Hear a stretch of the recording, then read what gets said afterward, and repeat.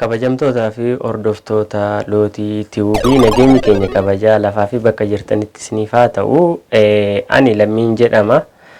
Lootii tiiwubiin chaanaalii kiyya waan ta'eef chaanaaliin kun immoo haaraadha. Sabskraayibii, sheerii akkasumas laayikii gochuudhaan wal qaqqabsiistanii maaddii aartii Oromoo irratti gama sanaan akka hirmaattan achirratti walaloowwan adda addaa fi qeeqa dhimma ogbarruu Oromootiin wal qabatu achirratti waan isiniif dhiyeessuuf akkasuma waan isiniif dhiyeessinuuf isinis subscribe gochuudhaan miseensa keenya ta'uudhaan akka achirraan nu hordoftan jenna. Akka isin jaalannuu fi isin kabajnu immoo isinuu beektu waan ta'eef subscribe, share fi comment godha. Yaada qabdan immoo qeeqa nuuf dhiyeessa. Miseensa keenya ta'aa nu hordofaa. Aartii Oromoo gama onlineetiin jirus jabeessa. Osoo kan hormaata iyyuu hin jabeessina waan ta'eef kan walii jabeessuun immoo dirqama Oromummaati.